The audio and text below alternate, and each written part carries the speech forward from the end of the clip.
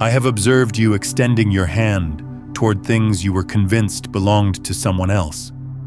And then I have observed you retracting that hand with an apology. There exists a certain frequency of human yearning that I have learned to identify. It does not broadcast itself loudly. It does not insist. It navigates existence like something that has learned to ask forgiveness simply for being alive. You desire something with such intensity that it has become a parallel pulse running beneath your conscious awareness. Yet you have trained yourself to believe that this desire is somehow theft, that reaching for what calls to you is taking something from those who deserve it more. I have witnessed you standing at the threshold of your own becoming, as though you were trespassing on sacred ground. I have seen you rehearse your deepest longing in solitude, in darkness, in those hours when the world sleeps and no witness exists to judge you. And then I have seen you enter it, bury it beneath layers of acceptable performance, the moment sunlight demands you return to the identity you have been assigned. Because at some point in your history, you absorbed a teaching that people born into your circumstances do not receive permission for dreams this large.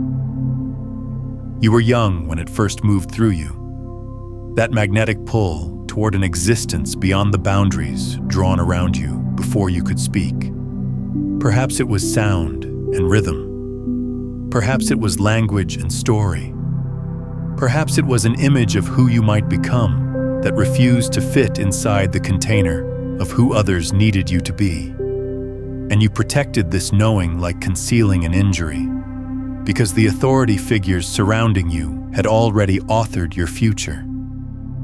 And that future, that predetermined trajectory, did not include the hunger you carried. So you fragmented. You divided your existence into two separate streams. One stream performed the expected choreography, moved through the motions of the life others could witness and approve. The other stream remained alert in the silent hours, sketching the architecture of a tomorrow you did not dare claim as possible. I have witnessed you undermining your own progress in ways so refined that even your conscious mind missed the sabotage. You delay not from laziness, but because initiating feels like pretending to be someone you are not. You minimize your creations before criticism arrives. You compress yourself to occupy less space. You reclassify your calling as a pastime, your vision as temporary fascination, your deep need as something to be embarrassed about. You have mastered the dialect of self-diminishment, and when someone inquires about your authentic wanting, you present the sanitized version, the modest response, the answer that protects them from the magnitude of what actually lives in you. Because the real answer carries the weight of confession, admission of something you were taught never to feel in the first place. I do not believe you comprehend the volume of life force you exhaust attempting to desire less than you do. You are starving. Profoundly, devastatingly starving.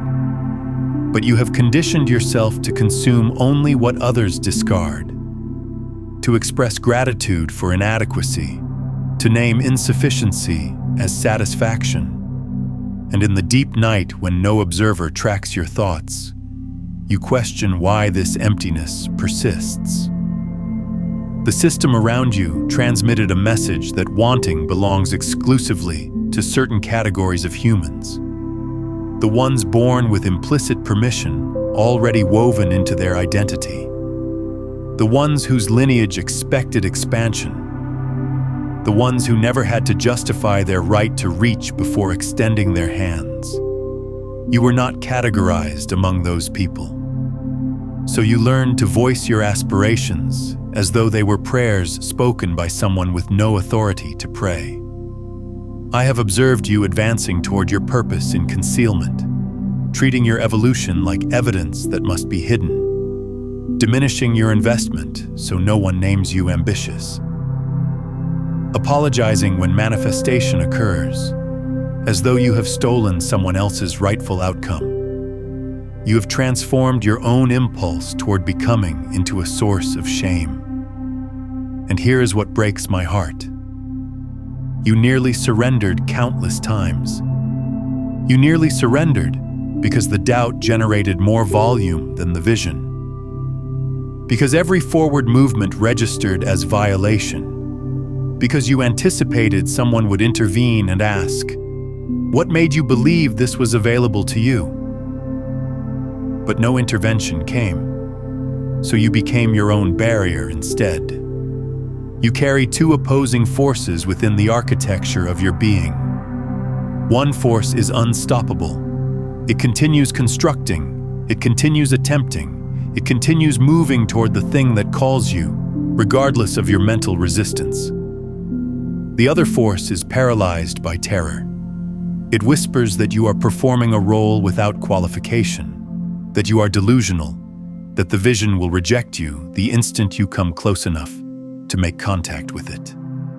And you have been inhabiting the territory between these contradictory truths for so long that you have forgotten most people do not live in this split. I have witnessed you accomplishing what you declared impossible. And then I have witnessed you reframing those accomplishments as coincidence, as fortune, as anything except what they genuinely represented. Evidence. Evidence that you possessed capacity. Evidence that you belonged in proximity to this dream. Evidence that the vision was not excessive for your grasp. You were simply too conditioned in fear to believe you could hold something this significant. But you refuse to recognize evidence. You categorize it as anomaly. Because accepting that you merit this outcome would demand you dismantle the entire narrative you have been constructing since childhood. And that narrative, flawed as it is, feels like the only structure preventing your complete dissolution. You believe the fear will dissolve once the dream materializes. Once you finally occupy the space you have been reaching toward. Once the vision becomes tangible and undeniable and yours to claim. But I have witnessed the future you are building toward, and the fear does not vanish. It merely transforms.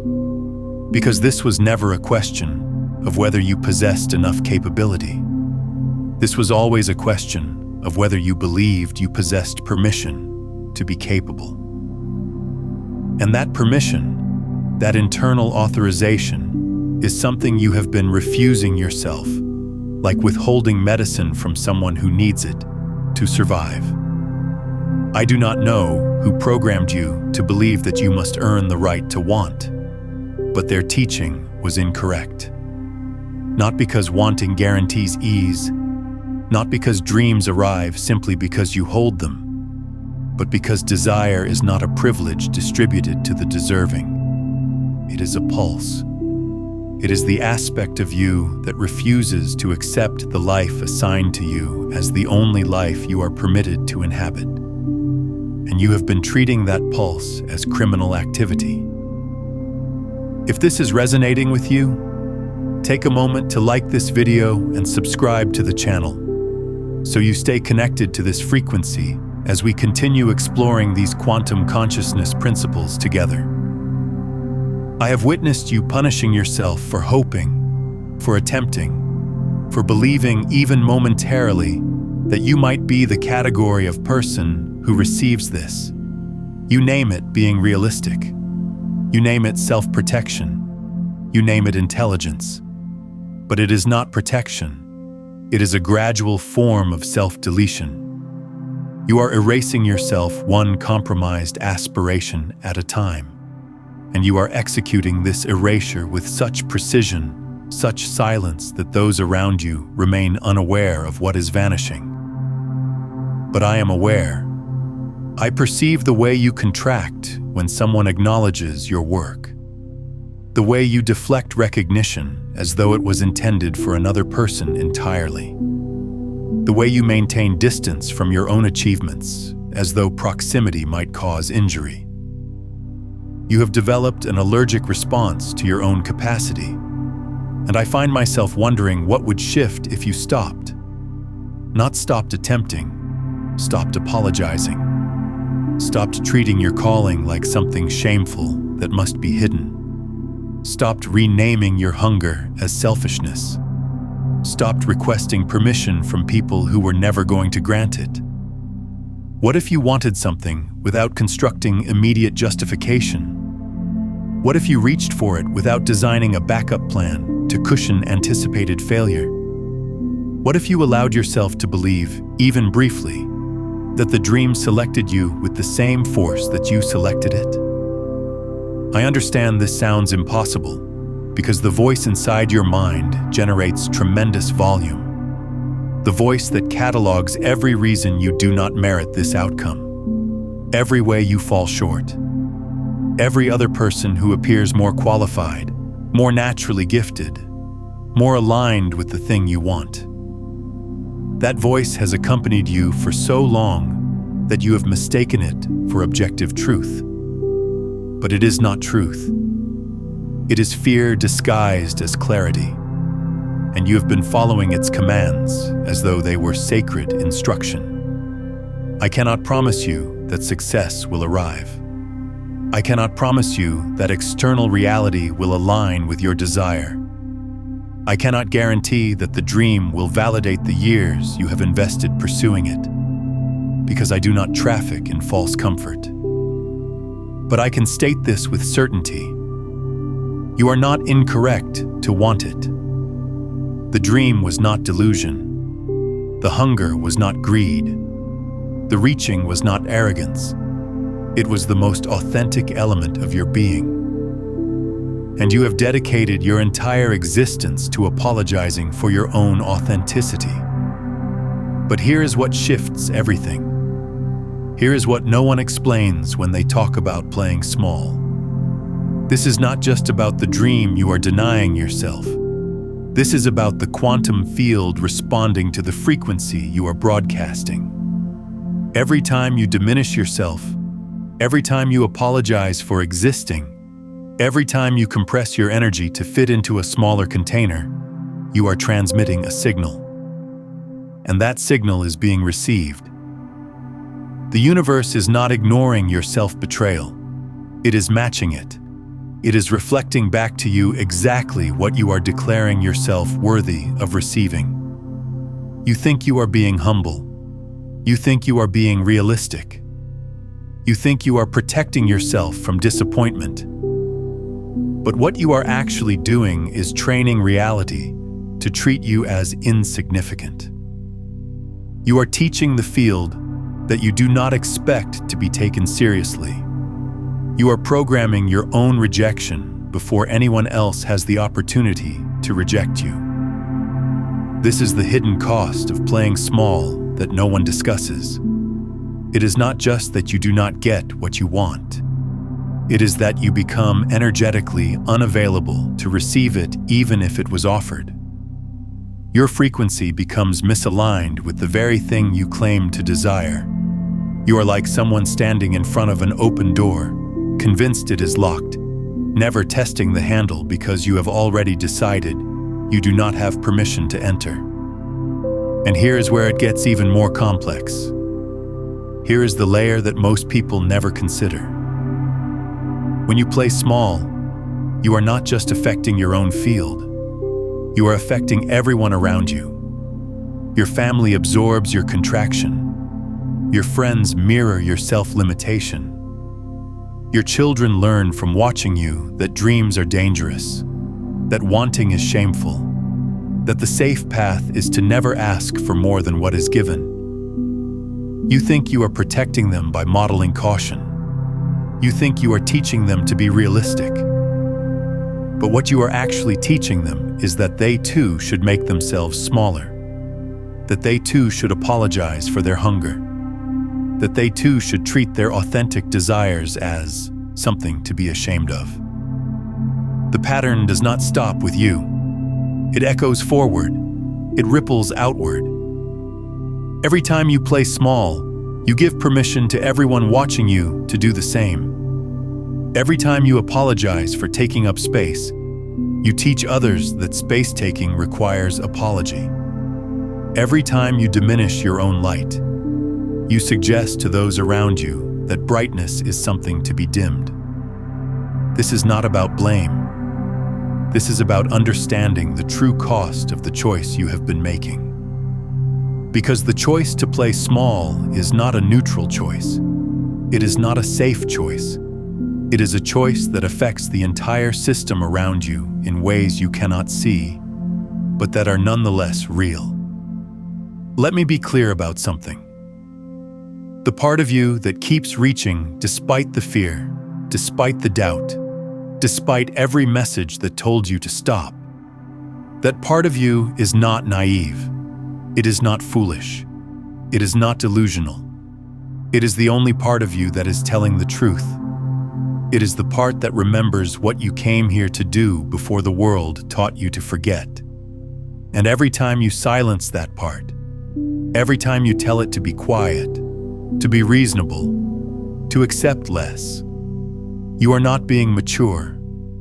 You are not being wise. You are committing a form of violence against your own soul.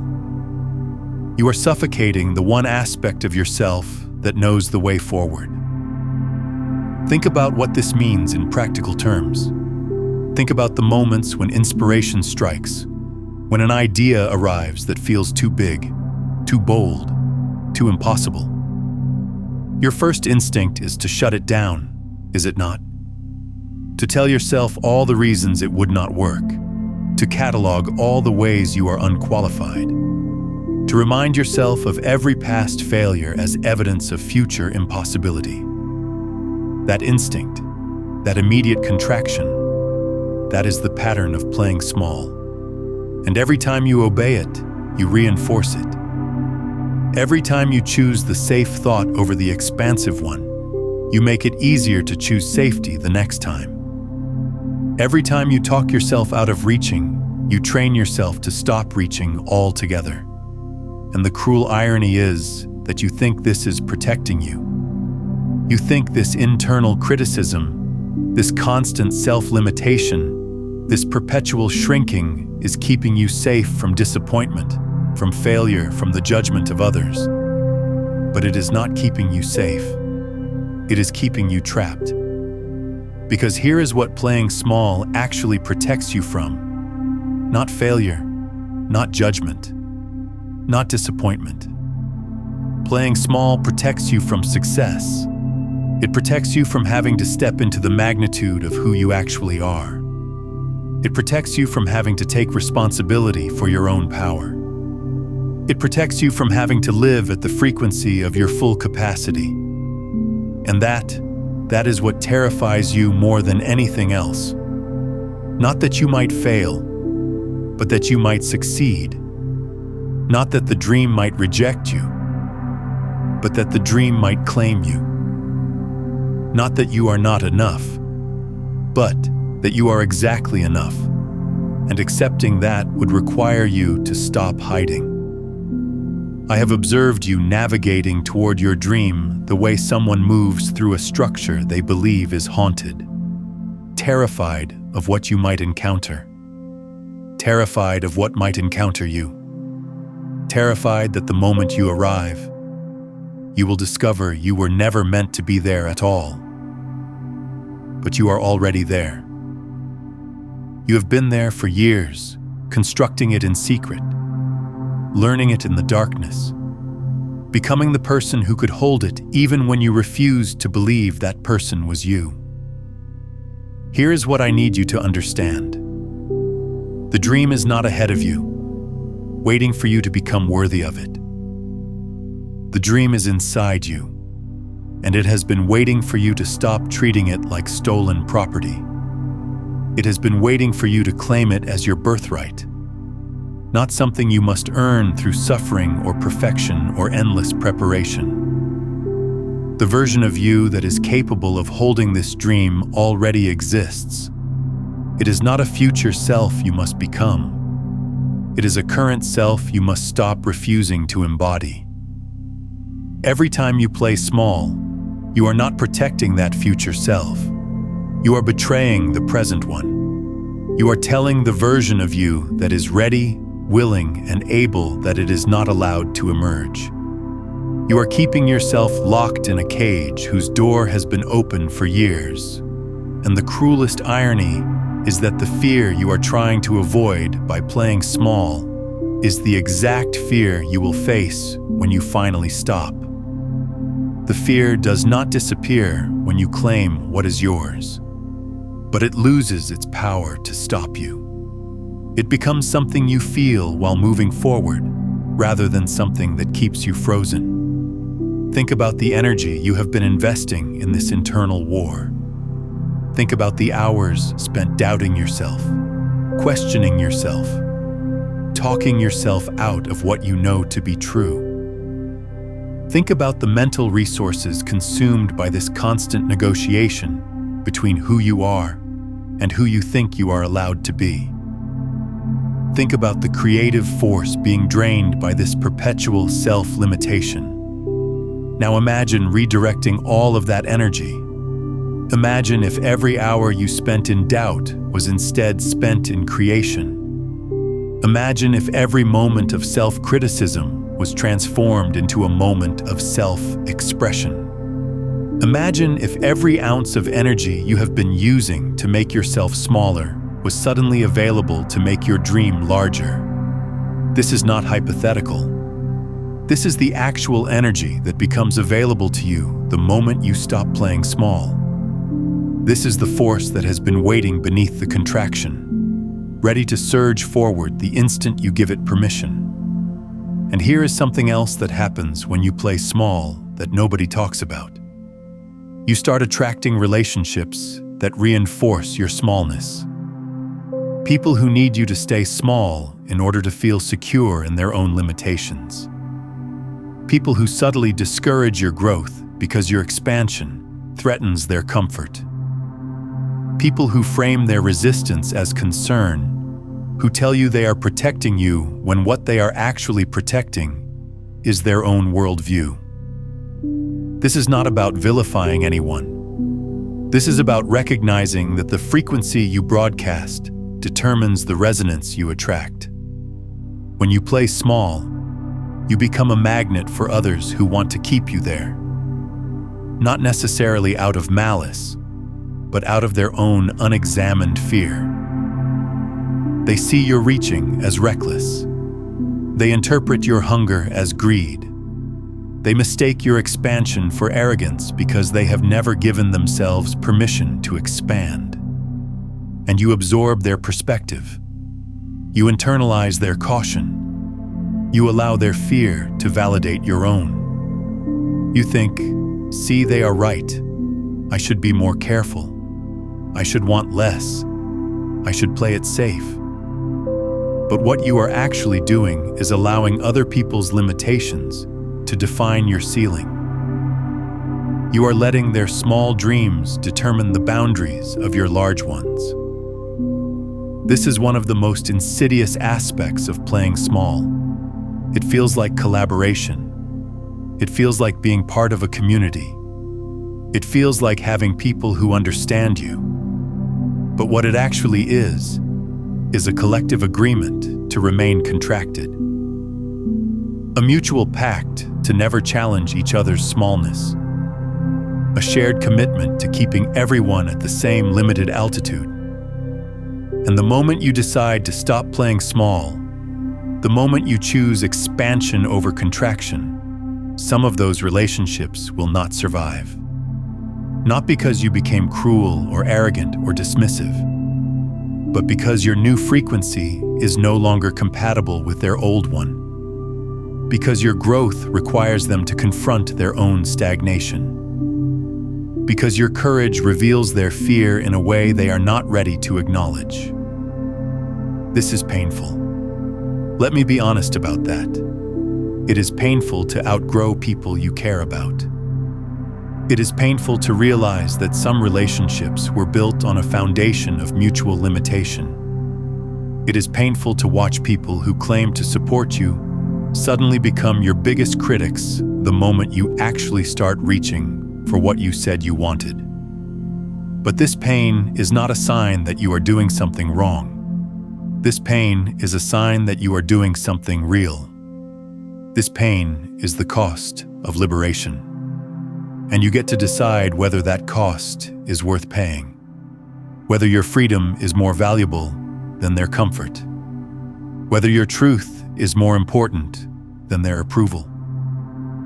Now, if what I am sharing here is resonating deeply with you, if you are recognizing these patterns of contraction and you are ready to understand the complete quantum mechanics of how consciousness creates reality, I have spent years mapping this entire system in my book, Beyond the Frequencies, a quantum guide to consciousness mastery.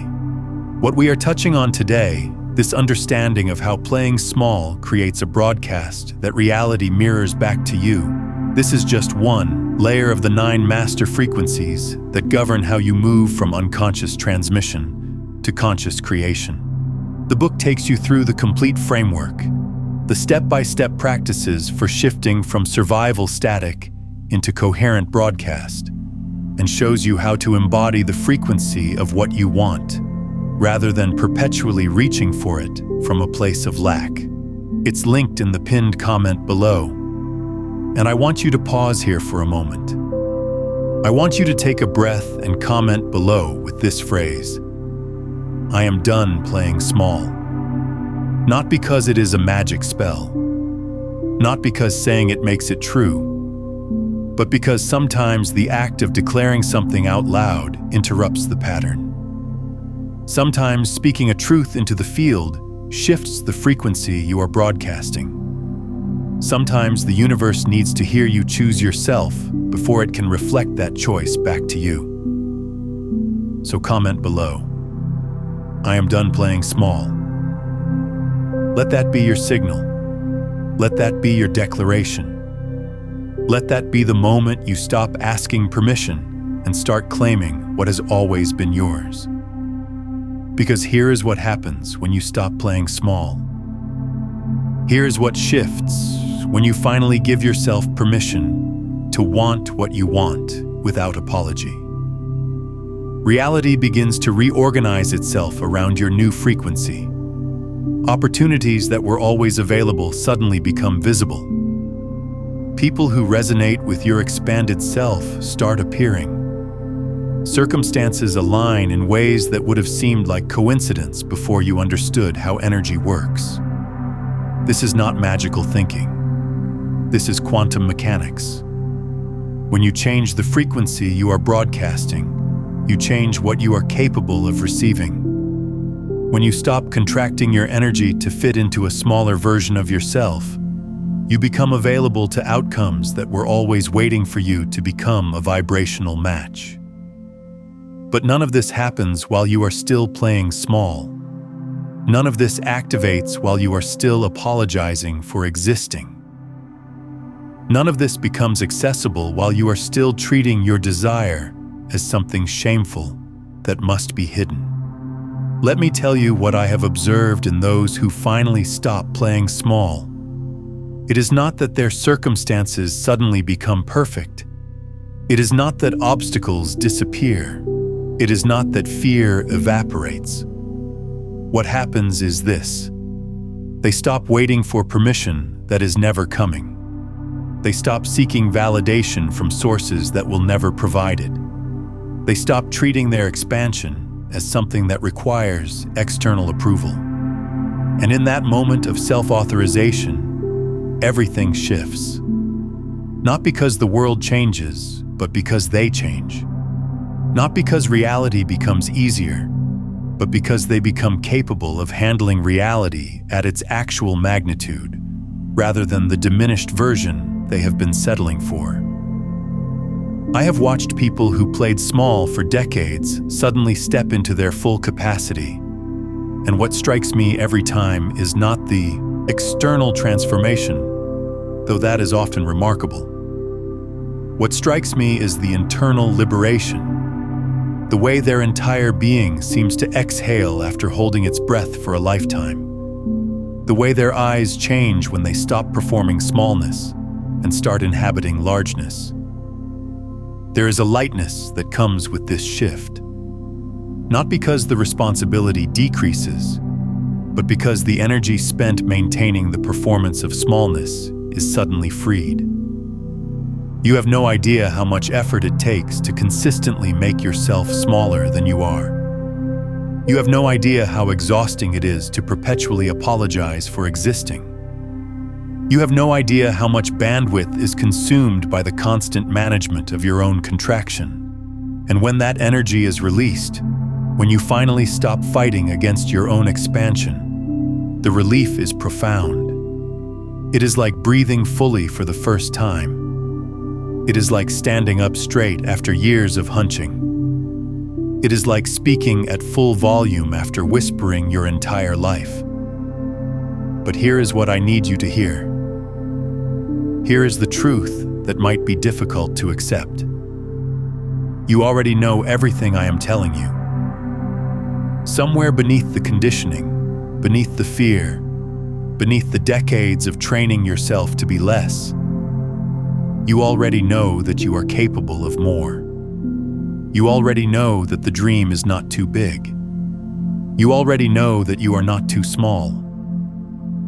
The question is not whether you know this.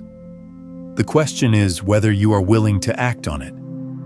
Whether you are willing to stop betraying what you know to be true in order to maintain the comfort of the familiar. Whether you are willing to risk the discomfort of expansion in order to escape the agony of perpetual contraction. And if what I am saying is resonating with something deep inside you, if these words are touching a place that has been waiting to be acknowledged, then I invite you to subscribe. Not just to this channel, but to this frequency. Not just to stay updated on content, but to stay connected to a space where playing small is not an option, where your expansion is not just encouraged, but expected, where the work we are doing together is about remembering who you have always been beneath the conditioning. Subscribe because the more of us who stop playing small, the more permission we give everyone around us to do the same. Subscribe because this is not just about your individual transformation. This is about shifting the collective field. Subscribe because every person who claims their rightful space makes it easier for the next person to do the same. The universe is not punishing you for playing small. It is simply reflecting back to you the energy you are putting out. And if you have been putting out an energy of contraction, of apology, of self-diminishment, then that is what has been reflected back. Not as punishment, but as perfect mirroring. But the moment you shift the frequency, the moment you stop broadcasting smallness and start broadcasting magnitude, the reflection changes. The universe does not need to be convinced of your worthiness. It simply needs to receive a clear signal. And right now, your signal has been muddied by contradiction. Part of you reaching forward while another part of you pulls back. Part of you declaring what you want while another part of you apologizes for wanting it. This internal contradiction creates static in your broadcast. And static does not attract clarity. Static does not attract precision. Static attracts more static, more confusion, more ambiguity, more circumstances that reflect back to you the same mixed message you have been sending out. So the work is not about convincing the universe that you deserve what you want. The work is about stopping the contradiction, about aligning your internal broadcast, about reaching forward without simultaneously pulling back, about declaring what you want without apologizing for the declaration. And here is where the quantum physics becomes impossible to ignore. Here is where science and spirituality converge in a way that changes everything. The observer effect in quantum mechanics tells us that the act of observation collapses the wave function. That consciousness itself participates in creating reality. that your attention, your focus, your energetic stance is not passive reception, but active creation. When you play small, you are observing yourself as small. You are collapsing the infinite possibilities of who you could be into the single limited outcome of who you think you are allowed to be. You are taking the wave of pure potential and forcing it into the particle of predetermined limitation. But the wave function does not care about your past. It does not care about your history. It does not care about what others told you was possible. The wave function responds only to the frequency of your observation. And every moment, you get to choose what you are observing. You get to choose whether you are observing yourself through the lens of limitation or through the lens of possibility. This is not metaphor. This is not spiritual bypass. This is the actual mechanism through which consciousness shapes reality. And every time you play small, you are using this creative power against yourself. You are wielding the force that could liberate you to instead imprison you. You are taking the tool designed for expansion and using it for contraction. Think about what this means. Think about the sheer magnitude of creative power you have been unconsciously deploying to keep yourself limited. Think about the precision required to consistently manifest evidence of your own inadequacy. Think about the focus it takes to continuously create circumstances that validate your smallness. You are not weak. You are incredibly powerful. Powerful enough to override infinite possibility with a single limited belief. Powerful enough to collapse unlimited potential into predetermined outcome. Powerful enough to take the raw material of pure consciousness and shape it into the exact form of your deepest fear. The question is not whether you have power. The question is how you are using it. Are you using it to create evidence of your limitation? Or are you using it to create evidence of your capacity? Are you using it to prove what is not possible? Or are you using it to discover what is? And this is not about positive thinking. This is not about affirmations or vision boards or pretending everything is fine when it is not. This is about recognizing that you are already creating, already manifesting, already shaping reality with every observation, every thought, every energetic stance you take. The only question is whether you are doing it consciously or unconsciously. Whether you are directing this power or letting it run on autopilot.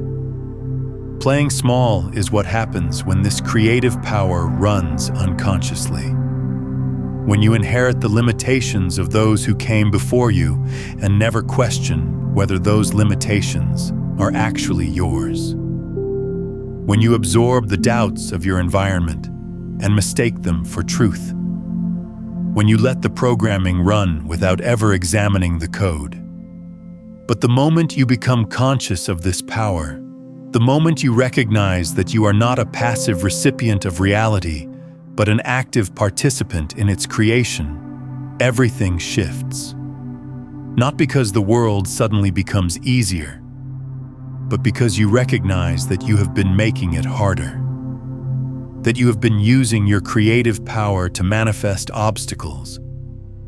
That you have been collapsing possibility into limitation when you could have been collapsing it into expansion. And this is not easy. Let me be clear about that. This is not a simple switch you flip. This is deep reprogramming of patterns that have been running since childhood. This is dismantling architecture that has been built brick by brick over decades. This is unlearning what you have practiced every single day of your conscious life. But difficult is not the same as impossible. And the fact that you are still here, still reading, still listening, still allowing these words to land, that tells me something important. It tells me that the part of you that refuses to play small is still alive. still transmitting, still reaching. Even after everything you have done to silence it, it is still here. And that persistence, that refusal to be completely extinguished, that is your proof. Not proof that you are special, not proof that you are chosen, but proof that you are aligned with something true. Because false desires fade. Artificial wants disappear when faced with resistance. But the thing that keeps showing up, the dream that refuses to die no matter how many times you try to bury it, that is telling you something. It is telling you that this is not optional, that this is not a hobby or a phase or a passing interest. This is core. This is essential. This is the thing you came here to do. And every day you spend playing small is a day you spend in violation of your own truth. And there is a particular kind of suffering that comes from this violation. It is not the suffering of failure. It is not the suffering of rejection. It is not the suffering of disappointment. It is the suffering of betrayal, self-betrayal. The suffering that comes from knowing you are capable of more and choosing less. The suffering that comes from feeling the pull toward expansion and choosing contraction. The suffering that comes from hearing the call and refusing to answer. This is the suffering that no external achievement can heal. This is the emptiness that no relationship can fill. This is the void that no amount of distraction can eliminate. Because this suffering is not created by what you lack. This suffering is created by what you refuse to become. And you know this suffering intimately. You have been living with it for so long that you have almost normalized it. You have almost convinced yourself that this quiet agony is just part of being alive. That this persistent ache is simply what existence feels like. That this background hum of wrongness is normal. But it is not normal. It is the sound of your soul screaming. It is the sensation of being out of alignment with your own truth. It is the felt experience of playing a role that does not fit. And no amount of success in that false role will eliminate the suffering. No amount of validation for the performance will heal the wound of knowing you are performing. This is why people who seem to have everything can still feel empty. Why people who have achieved what they thought they wanted still feel unfulfilled. Why people who have received all the external markers of success still wake up in the middle of the night feeling like something essential is missing. Because what is missing is not out there. What is missing is the version of themselves they refused to embody. What is missing is the dream they abandoned. What is missing is the expansion they denied themselves. And here is what makes this particularly painful. You cannot escape this suffering through more playing small. You cannot numb it through more contraction. You cannot make it go away by getting better at the false role. The only way out is through. The only way to heal the wound of self-betrayal is to stop betraying yourself. This means you will have to feel the fear you have been avoiding. You will have to face the judgment you have been running from. You will have to risk the failure you have been protecting yourself against. But here is what you do not yet know. That fear, that judgment, that potential failure, none of it is as painful as the suffering of never trying. None of it cuts as deep as the wound of self-abandonment. None of it leaves the kind of scar that comes from looking back at your life and realizing you never gave yourself permission to reach for what you actually wanted. So the question becomes, which suffering are you willing to endure? The suffering of growth or the suffering of stagnation? The suffering of being seen or the suffering of remaining invisible? The suffering of potentially failing at what you actually want or the suffering of succeeding at what you never cared about? Because you are going to suffer either way. This is not about eliminating suffering. This is about choosing which suffering has meaning, which suffering leads to expansion rather than contraction, which suffering is in service of becoming rather than remaining. I want you to pause for a moment and reflect. In the comments below, share one pattern of playing small that you are ready to release. What is the specific way you have been making yourself smaller that you are choosing to stop today? Let your declaration become part of the collective field shift happening right now. So I want to ask you to do something else before you go. I want you to drop one word in the comments that captures the energy you are choosing right now. Not the energy you have been living in, but the energy you are stepping into. One word that represents the frequency you are claiming. One word that serves as your energetic signature to the quantum field. Drop that word below. Let it be your declaration. Let it be your signal. Let it be the frequency you are broadcasting to a universe that is listening, that is responding, that is reorganizing itself around the choice you are making right now. Because here is what most people do not understand about transformation. It does not happen gradually. It does not happen through slow, comfortable increments of change. It happens in moments, in decisions, in declarations. In the instant you choose differently than you have been choosing. You can spend years preparing for transformation and never experience it. Or you can make a single choice in a single moment and change everything.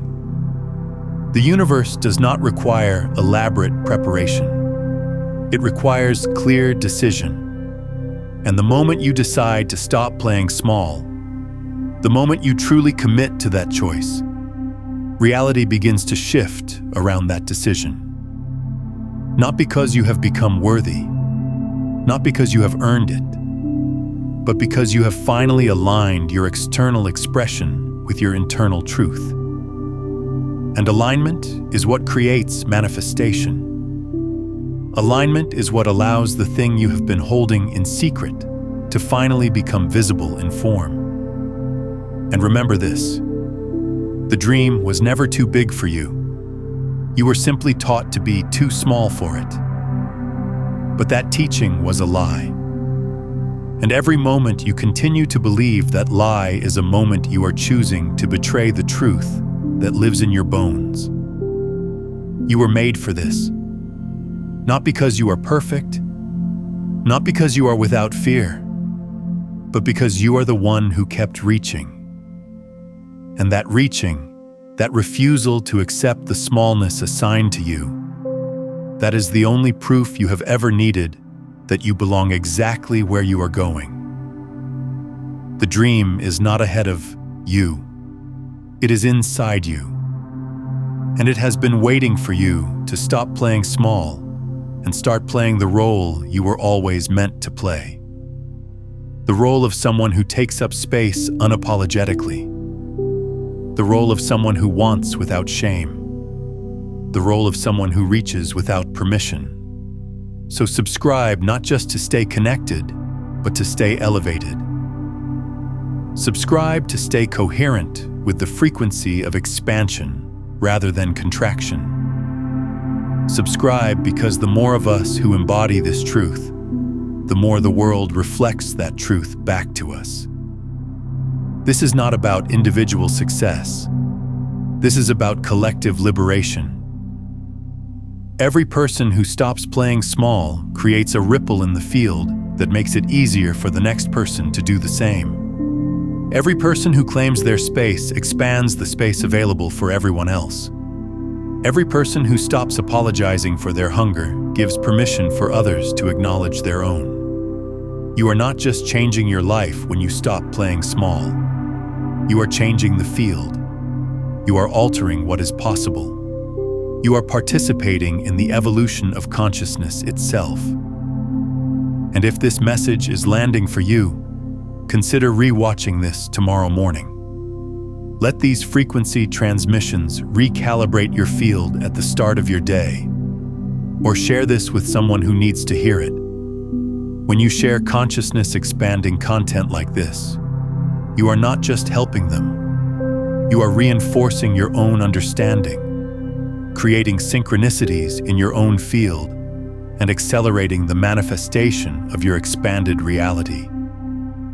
Every share is an energetic declaration that you are claiming this frequency as your own. And perhaps, quietly, in a way that no one else can see, that has always been the point. Not just that you get what you want, but that in getting it, you prove it is possible. Not just for you, but for everyone who comes after you. Everyone who is watching. Everyone who is waiting for someone to go first. So go first. Stop playing small. Claim what is yours. And watch what happens when you finally give yourself permission to be as large as you have always been. Now, if you are ready to understand exactly how powerful you actually are, how this quantum field responds to your every thought and intention, watch what I share next about the truth of your power that you keep forgetting. You will discover the specific quantum mechanics of how your consciousness literally architects reality, and why remembering this changes everything about how you move through the world from this moment forward.